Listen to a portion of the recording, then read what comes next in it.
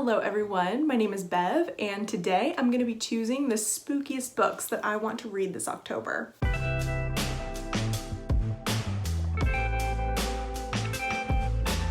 So there's no shortage of scary books to read this October. So what I wanted to do was take my list of horror books and thrillers that are on my TBR and do a little bit of research to figure out which ones are going to give me the most scary bang for my buck. So I've got my computer here with me today, and I'm gonna do a bit of research on the books on my list. It'll be spoiler-free for you, hopefully spoiler-free for me, but I'm gonna get in there and figure out what's going on. So I'm going to look at 4 different elements to see where the books rank. The first one is malevolence. Is there a bad guy? Is there an evil of some kind that we're gonna be going up against? Number 2 is the feeling. Am I gonna feel dread? Is it gonna be intense? How am I going to feel as the reader? Number 3 is, are there shocking twists and reveals? I really wanna be surprised. And number 4, is it macabre? Are we talking dead bodies, zombies, vampires, death in general? It really is the season for that, so I want to make sure to capitalize on that part of these books as well. Okay, let me just get a little more situated here. Oh.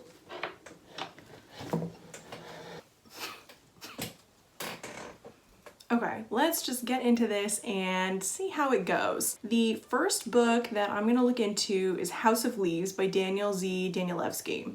So let's check out a synopsis first. Years ago, when House of Leaves was first being passed around, it was nothing more than a badly bundled heap of paper, parts of which would occasionally surface on the internet. No one could have anticipated the small but devoted following this terrifying story would soon command. Starting with an odd assortment of marginalized youth, musicians, tattoo artists, programmers, strippers, environmentalists, and adrenaline junkies, the book eventually made its way into the hands of older generations who not only found themselves in those strangely arranged pages, but also discovered a way back into the lives of their estranged children. Okay, so I don't know that I get the sense that there's any kind of bad guy here. One of the top questions on Goodreads is, what is the best way to read House of Leaves? And the answer is, with the lights on, while your partner is at home, not gone on a business trip, with your teddy bear on one side of you. So I'm gonna go ahead and give the dread intensity category a 3. I don't get the sense that there's any kind of macabre element. Maybe just a haunted house, haunted papers, haunted book kind of thing. So haunting, I don't know. Let's give that macabre a 1.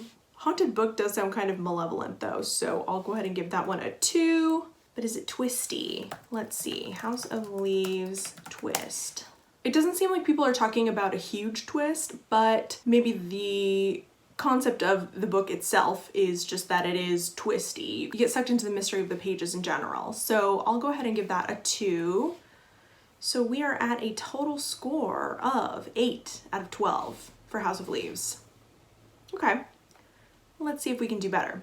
The next book I'm going to look into is Lanny by Max Porter. There's a village 60 miles outside of London. It's no different from many other villages in England. One pub, one church, red brick cottages, council cottages, and a few bigger houses dotted about. Voices rise up, as they might do anywhere, speaking of loving and needing and working and dying and walking the dogs. This village belongs to the people who live in it and to the people who lived in it hundreds of years ago. It belongs to England's mysterious past and its confounding present.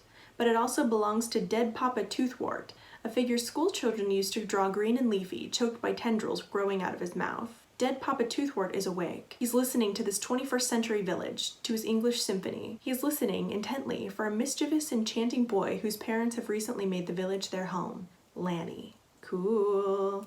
So there's definitely, I think, a malevolent element. I'm going to go ahead and give that a 3. There's dead Papa Toothwort. Sounds terrifying. So here's a popular question on Goodreads. Is this horror or close to it, or just a good spooky story? The answer says this book would be considered a literary novel with elements of horror and suspense. I would not categorize it in the horror genre. Okay. So I'm going to say that based on that, the macabre elements are probably going to be a 1. As far as the dread and intensity, from the description, it does kind of sound like I should at least give that a 2. And then, is it twisty? Seems like that's a no, so 1 for the twists. So Lanny by Max Porter gets a 7 out of 12. Let's take a look at Slade House by David Mitchell. Keep your eyes peeled for a small black iron door. Down the road from a working-class British pub, along the brick wall of a narrow alley, if the conditions are exactly right, you'll find the entrance to Slade House. A stranger will greet you by name and invite you inside. At first you won't want to leave. Later you'll find that you can't. Every 9 years, the house's residents, an odd brother and sister, extend a unique invitation to someone who's different or lonely. A precocious teenager, a recently divorced policeman, a shy college student. But what really goes on inside Slade House? For those who find out, it's already too late. Spanning 5 decades, from the last days of the 1970s to the present, leaping genres and barreling toward an astonishing conclusion, this intricately woven novel will pull you into a reality-warping new vision of the haunted house story, as only David Mitchell could imagine it. Ooh, let's see. Malevolence, I will say that sounds like a 2 to me. The house itself and the weird brother and sister seem evil. I'll go with a 2. For dread and intensity, I think seems like it's gonna be a 2. Some of the reviews are saying that the book is really suspenseful, but not outright terrifying. Ooh. Well, I just read what I think is maybe a spoiler, so I won't say it. It does seem like there are a lot of macabre elements in this book. The stakes are high at Slade House, so let's give that part a 2. And then twists and reveals. I'm gonna assume that if it spans multiple decades, you gotta keep twisting and revealing things to keep me on the hook here. So I'll just take a stab at it and give that one a 2. So Slade House, we've got an 8 out of 12. Next up, let's look at Rebecca by Daphne du Maurier. The novel begins in Monte Carlo, where our heroine is swept off her feet by the dashing widower Maxime de Winter and his sudden proposal of marriage. Orphaned and working as a lady's maid, she can barely believe her luck. It's only when they arrive at his massive country estate that she realizes how large a shadow his late wife will cast over their lives, presenting her with a lingering evil that threatens to destroy their marriage from beyond the grave. Okay. That was a nice short and sweet synopsis, but I think I've got a lot of ideas just from that. It sounds very much like a gothic horror, so that's gonna be great. The malevolence on this one, a dead ex-wife, absolutely gonna be a 3. The dread and intensity that comes from gothic horror, that is really what it's going for, so I'm gonna give that a 3 as well. Twists and reveals, I'm gonna assume that there are some to come, but I didn't get a ton of evidence from the synopsis, so let's go with a 2. And macabre elements, I don't know for sure that we're gonna get too gory with the dead wife, but let's just say a 2 here. So already we're at a 10 out of 12. Let me just make sure I'm not missing anything. I've started reading this book and I'm on the 154th page. It's interesting, but too narrative. I feel sorry for the girl who got married to Mr. De Winter. She is so dumb and confused. Great. I think that makes for a nice heroine, especially in a gothic horror. I feel like the heroine is always kind of dumb and confused. So that doesn't turn me off entirely. Okay, 10 out of 12 for Rebecca. Let's pop over to The Strange Library by Haruki Murakami. A fantastical illustrated short novel about a boy imprisoned in a nightmarish library. Opening the flaps on this unique little book, readers will find themselves immersed in the strange world of best-selling Haruki Murakami's wild imagination. The story of a lonely boy, a mysterious girl, and a tormented sheep man plotting their escape from a nightmarish library. The book is like nothing else Murakami has written. I'm intrigued. Nightmarish library, sheep man. I will give the Nightmarish Library a 3 on malevolence. Dread and intensity. The story feels a little bit young, like it could appeal to young readers, even though it does have kind of a dark subject matter. So I'm assuming that it's not gonna make me feel too scared. So I'm gonna just drop it down to a 1 for dread and intensity. Twists and reveals, let's assume it's a 2. I don't really have any evidence for or against. And macabre, it does seem like it is a little bit too dark for children, so I won't give it a 1, but let's bump her up to a 2. So we're at 8 out of 12 for The Strange Library. Okay, moving on to And Then There Were None by Agatha Christie. First, there were 10, a curious assortment of strangers summoned as weekend guests to a little private island off the coast of Devon. Their host, an eccentric millionaire unknown to all of them, is nowhere to be found. All that the guests have in common is a wicked past they're unwilling to reveal, and a secret that will seal their fate. For each has been marked for murder. One by one, they fall prey. Before the weekend is out, there will be none. Who has choreographed this dastardly scheme, and who will be left to tell the tale? Only the dead are above suspicion. Oh, okay, here's a popular question. Did anyone else not really like this book? I felt like there were too many plot twists and red herrings. Let's go ahead and give it a 3 on the twist scale then. Sounds just about right. Malevolence, I'm gonna have to just only give it a 2. There's a mystery host, but I'm not given enough information to bump that up to a 3. For macabre, it seems like there is gonna be some major murder going on, so let's just say 3 here. Dread and intensity, middle of the road, baby, 2. Giving it a 10 out of 12 for And Then There Were None. Let's take a peek at Salem's Lot by Stephen King. Thousands of miles away from the small township of Salem's Lot, 2 terrified people, a man and a boy, still share the secrets of those clapboard houses and tree-lined streets. They must return to Salem's Lot for a final confrontation with the unspeakable evil that lives on in the town. Unspeakable evil living in a town. Definitely going to be a 3 on malevolence. I'm going to say a 3 on macabre as well. I don't know about dread and twists though. Okay, here's a popular comment. This is my favorite Stephen King book. I love how it slowly stresses you out. Okay, dread and intensity, going with a 3 here. It does seem a little bit straightforward, so for twists and reveals, I'm just going to plug in a 1. So that also brings Salem's Lot up to a 10. I'm going to take a look at The Silent Patient by Alex Michaelides. This is one that I showed off in my recent haul video. So I did already speak on the plot, but let's just review really quick for myself.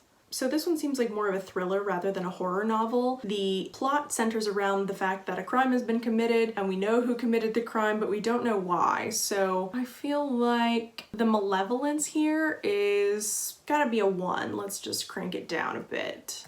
The dread and intensity, I'll assume a 2. Twists and reveals, I know this has got to be a 3. And macabre, definitely a 3, we've got murder. So we're at a 9 for The Silent Patient. Next, I'm going to look into The Troop by Nick Cutter. Once a year, Scoutmaster Tim Riggs leads a troop of boys into the Canadian wilderness for a 3-day camping trip, a tradition as comforting and reliable as a good ghost story and a roaring bonfire. But when an unexpected intruder, shockingly thin, disturbingly pale, and voraciously hungry, stumbles upon their campsite, Tim and the boys are exposed to something far more frightening than any tale of terror. The human carrier of a bioengineered nightmare, an inexplicable horror that spreads faster than fear, a harrowing struggle for survival that will pit the troop against the elements, the infected, and one another. Ooh, okay, that sounds very malevolent, a 3 on that scale. Dread and intensity, a 3 for sure. On the macabre scale, I think also a 3 because we're talking about hunting humans. And twists and reveals, I'm going to say if we've got boys turning on each other, we've got to give it at least a 2. So the troop coming in with the highest score so far at 11 out of 12. Okay, the next one is a graphic novel. I've got Shiver by Junji Ito. So this is a story collection as a graphic novel. 9 Junji Ito best short stories. An arm peppered with tiny holes dangles from a sick girl's window. After an idol hangs herself, balloons bearing faces appear in the sky, some even featuring your own face. An amateur film crew hires an extremely individualistic fashion model and faces a real bloody ending. An offering of 9 fresh nightmares for the delight of horror fans. Okay. Definitely going to be a 3 on the macabre scale. I've only ever read one Junji Ito story and it was terrifying. It stuck with me forever. What is it called? The Enigma of the Amigara Fault. If you've read it, you definitely know what I'm talking about. It's not something that you shake off easily. So I'm going to give Dread and Intensity a 3 as well. Malevolence, definitely a 3. Twists and Reveals, I will go ahead and give that one a 2. So actually the same score across the board as The Troop by Nick Cutter. So 11 out of 12 for Shiver as well. Okay, last 2 coming up here. Let's take a look at The Only Good Indians by Stephen Graham Jones. Seamlessly blending classic horror and a dramatic narrative with sharp social commentary, The Only Good Indians follows 4 American Indian men after a disturbing event from their youth puts them in a desperate struggle for their lives. Tracked by an entity bent on revenge, these childhood friends are helpless as the culture and traditions they left behind catch up to them in a violent, vengeful way. The creeping horror of Paul Tremblay meets Tommy Orange's There in a dark novel of revenge, cultural identity, and the cost of breaking from tradition in its latest novel from the Jordan Peele of horror literature, Stephen Graham Jones. Whew! They know how to get me on that one. Talking about There and Jordan Peele, I'm 100% interested. This is definitely going on my list regardless of the score, but let's be methodical and see where we land. So, malevolence, I want to say a disturbing event from their youth. Trapped by an entity bent on revenge. Yeah, duh, number 3. Okay, dread and intensity, I think that is also going to be a 3. That's a theme that I keep seeing in different reviews for this book. Violence and vengeance, let's just go ahead and give macabre a 3 as well. Ooh. Popular answered question, is a dog harmed in this book? Answer, yes, and is described graphically after. I don't know if I can do that. I'm gonna do it, but it's gonna be rough. So that solidifies the 3 on macabre, yikes. I don't get the sense that this is very twisty. That's not something that I keep seeing come up. So I am gonna just go ahead and tag the twists and reveals as a 1. So The Only Good Indians nets a score of 10. The last book I'm going to look into is Perfume, The Story of a Murderer by Patrick Suskind. Let's see what we're working with here. In the slums of 18th century France, the infant Jean-Baptiste Grenouille is born with one sublime gift, an absolute sense of smell. As a boy, he lives to decipher the odors of Paris and apprentices himself to a prominent perfumer who teaches him the ancient art of mixing precious oils and herbs. But Grenouille's genius is such that he is not satisfied to stop there, and he becomes obsessed with capturing the smells of objects such as brass doorknobs and fresh-cut wood. Then one day he catches a hint of a scent that will drive him on an ever more terrifying quest to create the ultimate perfume, the scent of a beautiful young virgin.